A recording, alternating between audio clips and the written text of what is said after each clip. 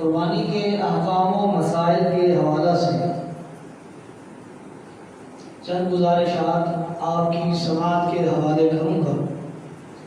اللہ رب کائنات حق گوئی کی توفیق عطا فرمائے۔ سب سے پہلا مسئلہ قربانی کے جانور کے حوالہ سے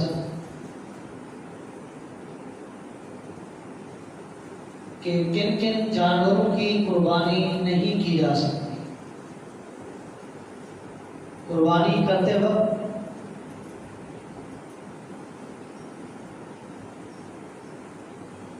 اس چیز کا احتیاط اور اس چیز سے ماتحت رہنا چاہیے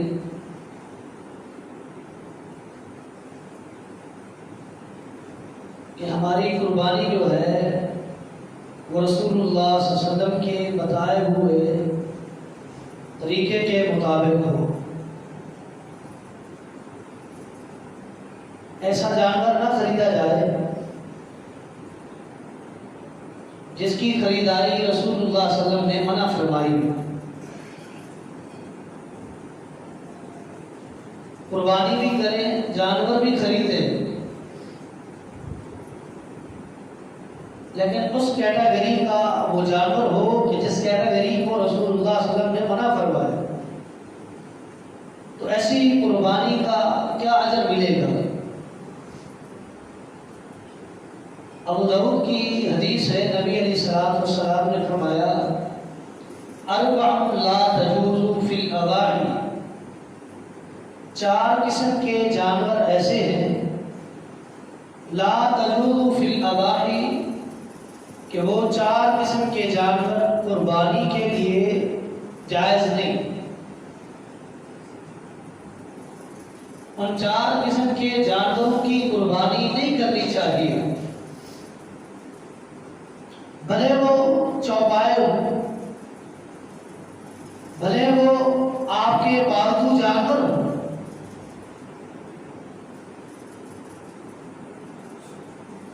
بھلے وہ ان جانوروں کی جنس سے تعلق رکھتے ہوں کہ جن کی قربانی محمد رسول اللہ صلی اللہ علیہ وسلم نے کی ہے، لیکن ان کے اندر یہ نقص اور عیب پائے جائیں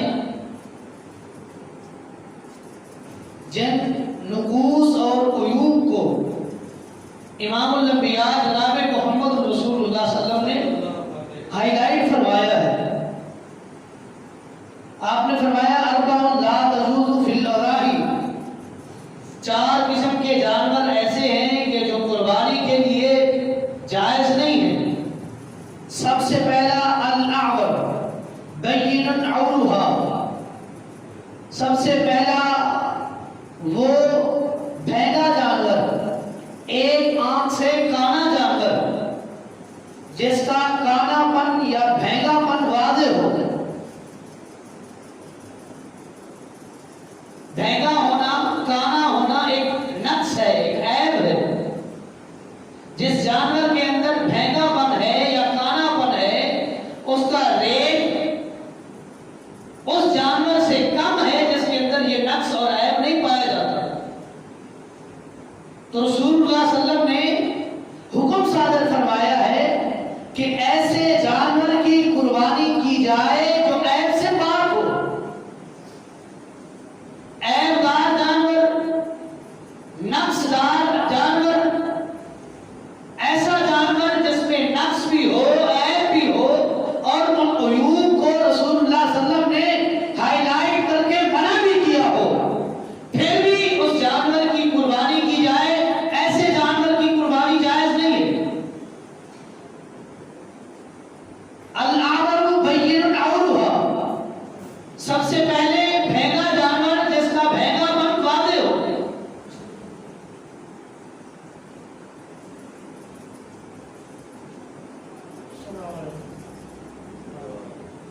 نمبر 2 والارجاء التي،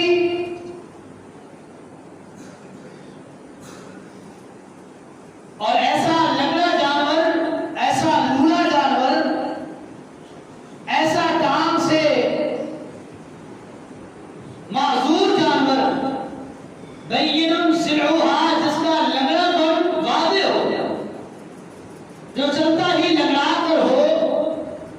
جو اپنے ایک قدم پر ایک پاؤں پر وزن صحیح طریقے سے ڈال ہی نہیں سکتا، وہ برداشت نہیں کر سکتا، اس کے اندر لگنا پن واضح ہے، ایسے لنگڑے جانور کی قربانی جائز نہیں۔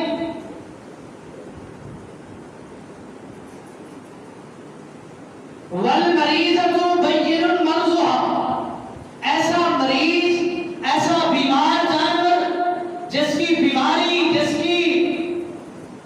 جس کا مریض ہونا واضح ہو، ظاہر ہو، ظاہری طور پر وہ مریض ہے، وہ بیمار ہے، آپ کو پتا ہے اس کے اندر یہ بیماری ہے، یہ اس بیماری میں مبتلا ہے، باوجود اس کے آپ اس جانور کو خرید کر قربانی کریں، ایسے جانور کی قربانی رسول اللہ صلی اللہ علیہ وسلم نے منع فرمائی ہے کہ اس کی قربانی نہیں ہو سکتی۔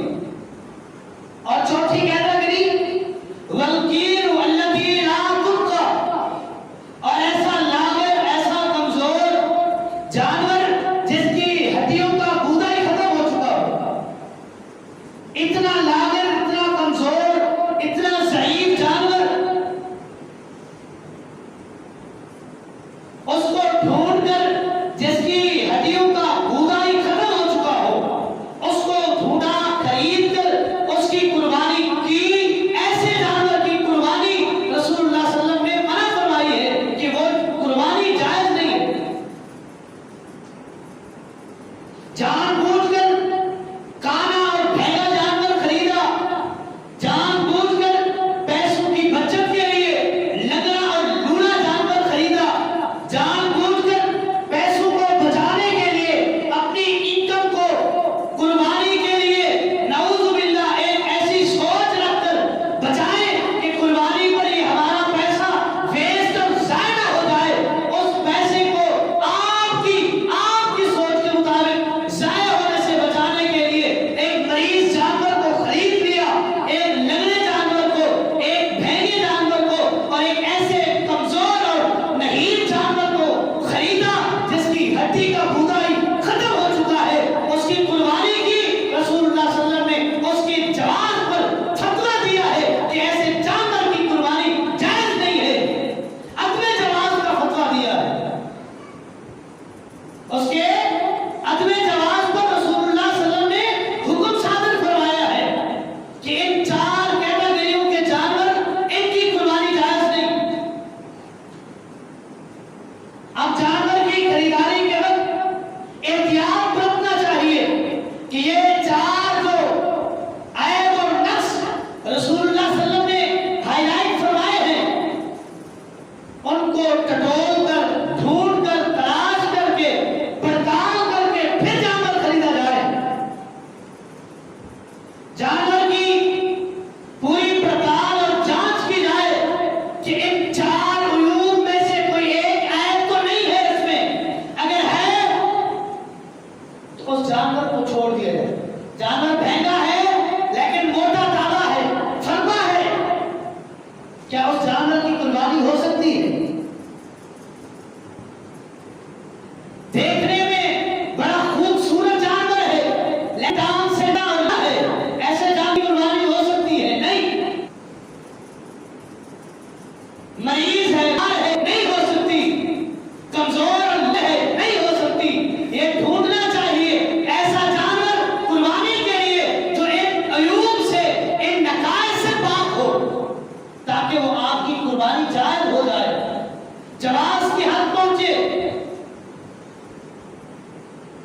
اسی طرح ایک اور عیب رسول اللہ صلی اللہ علیہ وسلم نے بیان کیا، صحابی رسول فرماتے ہیں امرنا رسول اللہ صلی اللہ علیہ وسلم ان نستشرف العین والاذن، نبی علیہ السلام ہمیں حکم دیا کرتے تھے کہ قربانی کا جانور تلاش کرتے ہوئے، خریدتے ہوئے اس کی جانچ پڑتال کی جائے، اس کو ٹٹولا اور ڈھونڈا جائے، اس کی آنکھوں کو دیکھا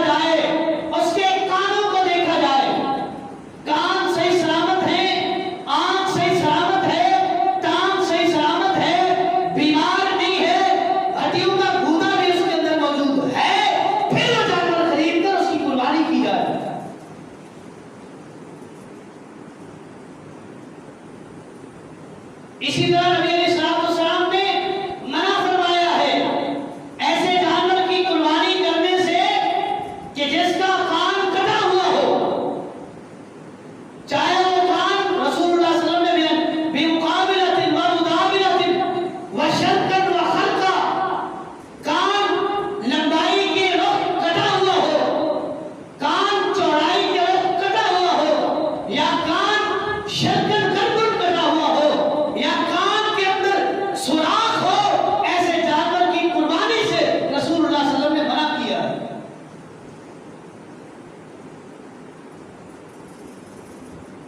کان کو ٹٹول کر دیکھا جائے کہیں کان کٹا ہوا تو نہیں، کہیں کان کے اندر سوراخ تو نہیں، کہیں کان لمبائی کے رخ دو حصوں میں بٹا ہوا تو نہیں ہے، کہیں کان چوڑائی کے رخ کٹا ہوا تو نہیں ہے۔ یہ سب چیزیں دیکھ کر ان کی جانچ کر کے، ان کو تلاش کر کے، ان کو بڑی باریک بینی سے ان کو دیکھ کر ملاحظہ کر کے اس کا مشاہدہ اور اس کی آبزرویشن کرنے کے بعد اس جانور کو خریدا جائے اور اس کی قربانی کی جائے۔ اگرچہ فقہاء نے اجازت دی، لیکن ان کی یہ اجازت، ان کی یہ جواز کی جو دلیل ہے، یہ قرآن و سنت کے منافی ہے۔ جوتے کی نوک پر ایسی جواز کی دلیل جو قرآن کریم اور محمد رسول اللہ صلی اللہ علیہ وسلم کے فرمان کے مخالف ہو، ایسی جواز کی دلیل کو پاؤں کی نوک پر رکھیں اور اس چیز کو مانیں جو رسول اللہ صلی اللہ علیہ وسلم نے بیان کی ہے۔ اگرچہ بعض حلقوں سے آواز آتی ہے کان کٹا ہے قربانی کے لیے لگ سکتا ہے، کان کے اندر سوراخ ہے قربانی کے لیے لگ سکتا ہے، کان لمبائی کے رخ دو حصوں میں بٹا ہوا ہے قربانی میں لگ سکتا ہے، کان چوڑائی کے رخ کٹا ہوا ہے قربانی میں استعمال ہو سکتا ہے۔ یہ ان کے فقہاء کا اپنا فتویٰ ہے، رسول اللہ صلی اللہ علیہ وسلم نے منع کیا ہے۔ ہم نے بات تسلیم کرنی ہے امام الانبیاء کی، ہمیں ضرورت نہیں کسی فتوے کی، کسی مفتی کی رائے کی، کسی امام کے قول کی، کسی محدث کی حدیث کی اور ایسی رائے کی ہمیں ضرورت نہیں ہے۔ ہمیں ضرورت ہے رب کے قرآن کی ضرورت ہے، ہمیں ضرورت ہے ہم عمل کریں محمد رسول اللہ کی حدیث پر، اور جس میں واضح بنا ہے کان میں سوراخ ہے قربانی نہیں ہو سکتی، کان کٹا ہوا ہے قربانی نہیں ہو سکتی۔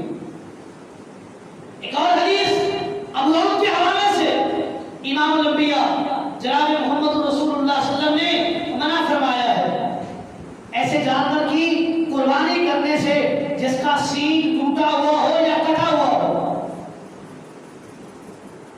سینگ ٹوٹا ہوا ہو یا کٹا ہوا ہو، ایسے جانور کی قربانی سے رسول اللہ صلی اللہ علیہ وسلم نے منع فرمایا ہے۔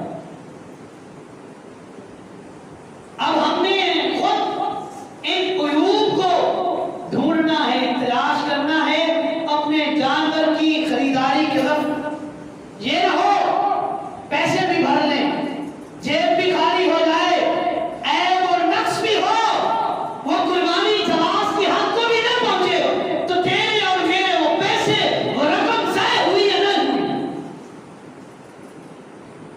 جو جواز کی حد کو نہ پہنچے، جس کے جائز ہونے کا فتویٰ امام الانبیاء نے نہیں دیا، جو جواز کی حد کو نہیں پہنچی، پھر ہم نے خرید لیا، اس کو ذبح کر لیا، اس پر تکبیر بھی پڑی، اس میں حصے بھی رکھے گئے، اس کو تقسیم بھی کیا، پھر بھی وہ قربانی کی حد کو نہیں پہنچی، اس لیے کہ ہم کے اندر وہ نقص موجود تھے، وہ عیب تھے، جن عیوب اور نقائص سے امام الانبیاء نے منع فرمایا۔ ہم نے دیکھا ہی نہیں، پھر بھی بغیر دیکھے بن دیکھے ان جانور کو خرید کر ان کو ذبح کر لیا، ان کی قربانی کر لی، وہ قربانی جواز کی حد کو نہیں پہنچی۔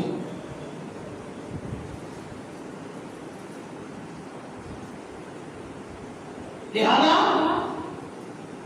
قربانی کے ایام قریب ہیں، آپ میں سے بیشتر لوگوں نے قربانی قربانی کا جانور خرید لیا ہوگا یا خریدنے کے ارادے میں ہوں گے، آج کل تک خرید لیں گے،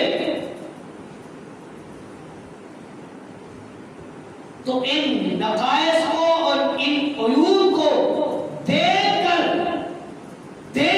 جانور کی پڑتال کر کے، اس کو جانچ کر کے، اس کو بریک بینی سے اس کا مشاہدہ کر کے پھر جانور خریدے۔ ظاہری شکل و صورت کو دیکھ لیا کہ موٹا تازہ ہے، فربا ہے، خوبصورت ہے، اس کو خرید لیا، اس کا کام کٹا ہوا ہے، قربانی کی جواز کی حد کو پہنچا، اس کے کان میں سوراخ ہے، آنکھ سے بہنگا ہے، کام سے لگڑا ہے، تو یہ سارے جانور قربانی کی جواز کی حد کو نہیں پہنچتے، تو تیرا اور میرا پیسہ ضائع ہوا یا نہ ہوا؟ اپنی رقم کو اور اپنی عبادت کو ضائع ہونے سے بچانے کے لیے رسول اللہ صلی اللہ علیہ وسلم نے جو اصول اور قیود بیان کی ہیں، جو قاعدے اور کلیے رسول اللہ صلی اللہ علیہ وسلم نے امت کے سامنے رکھے ہیں، ان کو فالو کرتے ہوئے ان چیزوں کی خریداری کی جائے۔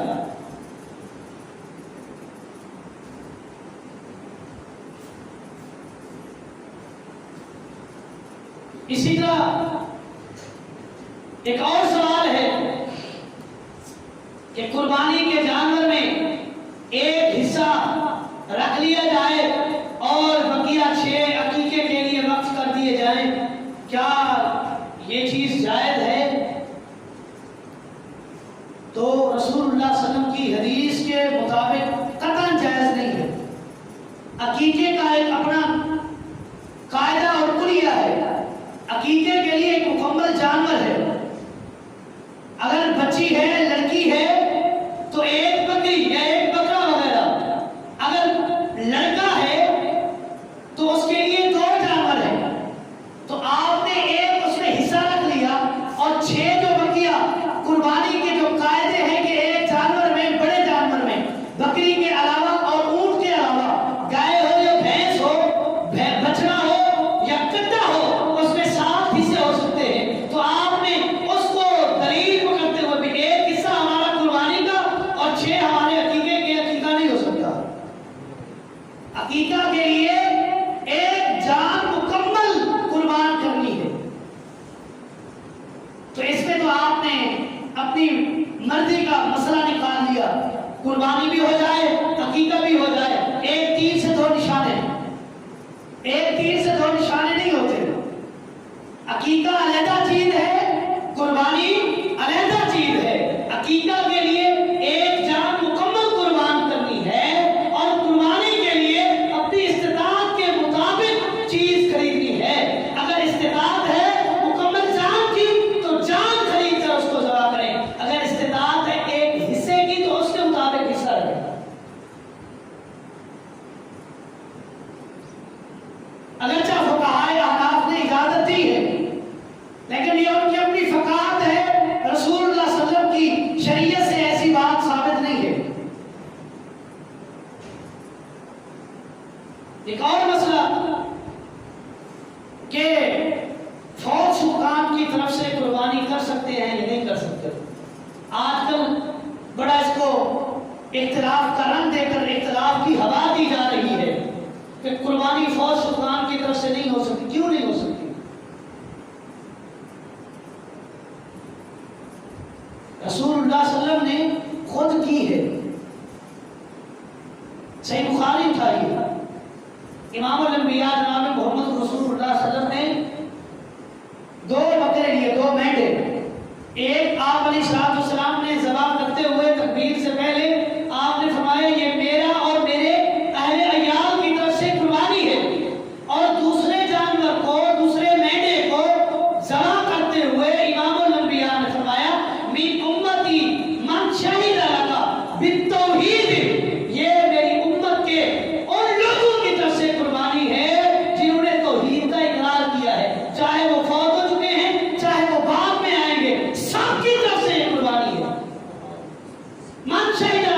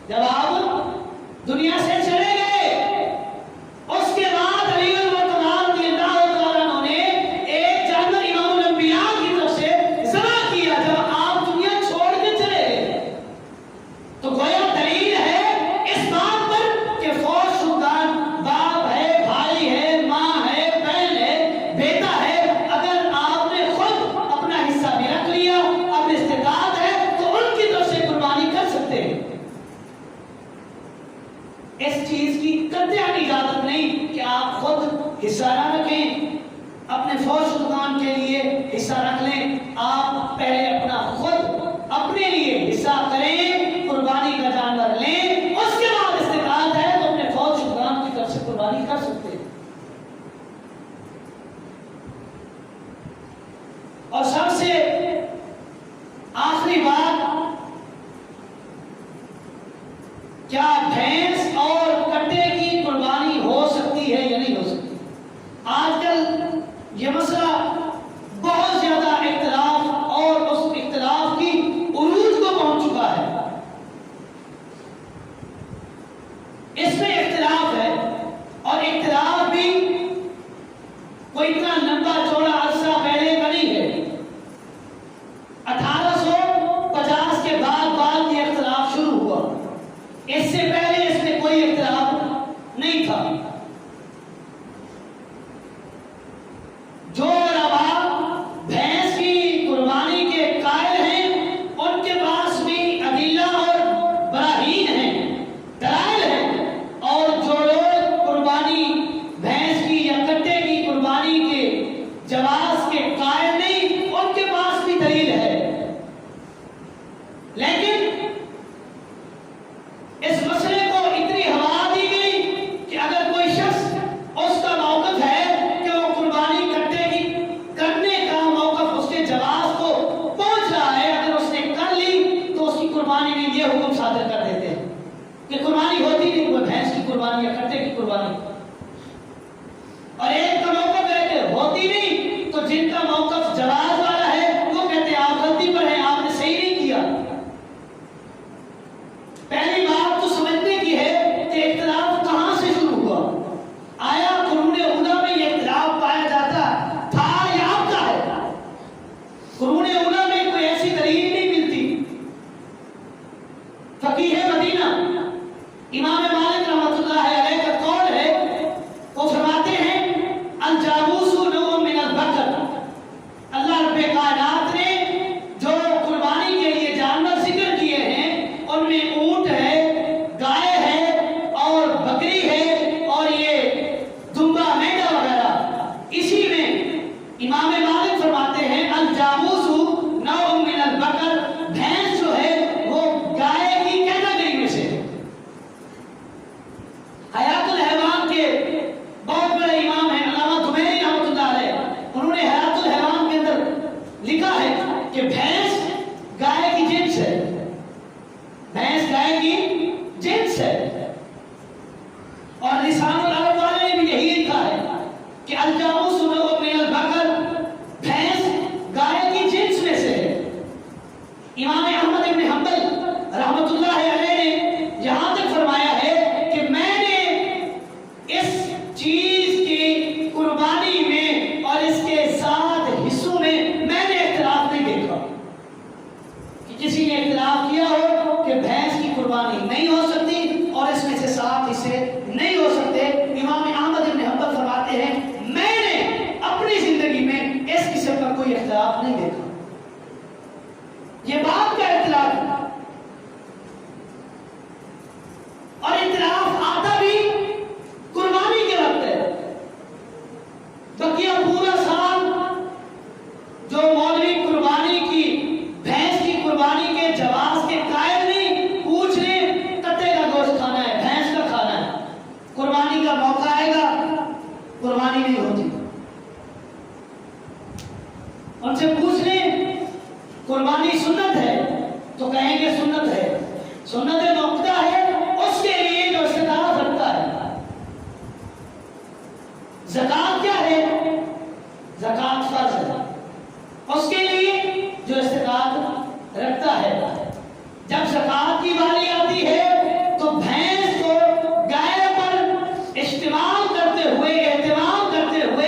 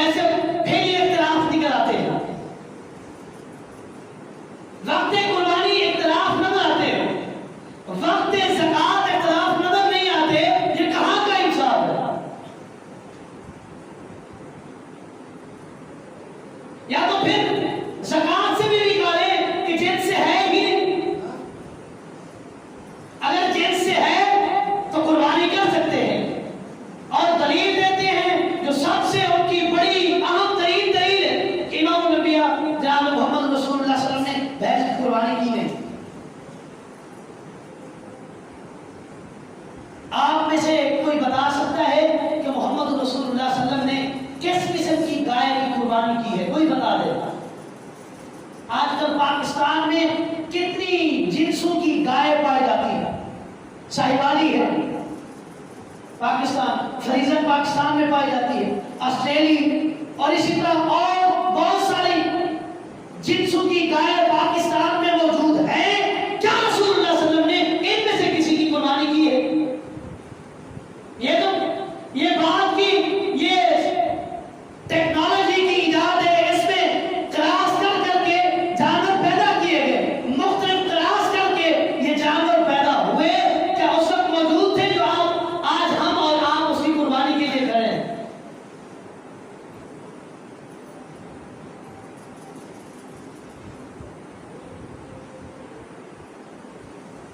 اختلاف بس خالی اختلاف در اختلاف ہے، کوئی دلیل نہیں. دلیل دیتے ہیں کہ اللہ رب کائنات نے فرمایا ہے وَلِكُلِّ أُمَّةٍ جَعَلْنَا مَنسَكًا لِيَذْكُرُوا اسْمَ اللَّهِ عَلَىٰ مَا رَزَقَهُم مِّن بَهِيمَةِ الْأَنْعَامِ.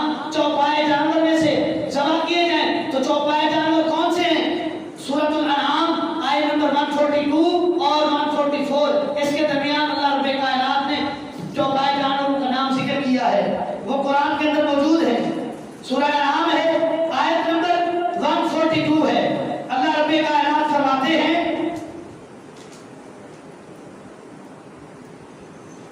قرآن مقدس کے اس مقام پر ثمانیۃ ازواج من الزان اثنین و من المعز اثنین قل آذکرین حرم ام الانثیین ام اشتملت علیہ ارحام الانثیین نبئونی بعلم ان کنتم صادقین من الابل اثنین ومن البقر اثنین.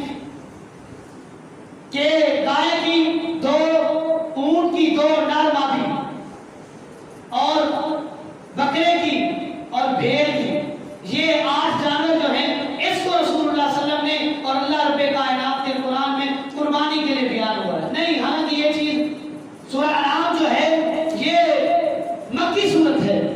قربانی کا حکم مدینہ میں ہوا ہے.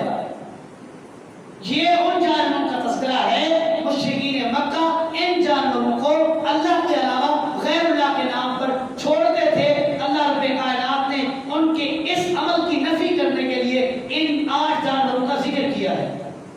اگر دیکھا جائے تو علم حیوان رکھنے والے عربی ڈاکٹر اور سائنسدانوں نے یہی کہا ہے کہ اونٹ کی ایک قسم ہے 2 کوہانوں والا، جسے بختی کہتے ہیں. وہ فرماتے ہیں کہ بختی اونٹ جو ہے وہ اونٹ کی قسم ہے جس طرح بھینس جو ہے گائے کی قسم ہے. نہ بختی اونٹ کو اونٹ سے علیحدہ کر سکتے ہیں، نہ بھینس کو گائے سے علیحدہ کر سکتے ہیں. لہذا اس لیے بھینس کی قربانی جائز ہے، اور میرا موقف بھی یہی ہے کہ بھینس کی قربانی کر سکتے ہیں. واللہ تعالی عالم بالصواب. هذا ما عندي والله اعلم بالصواب.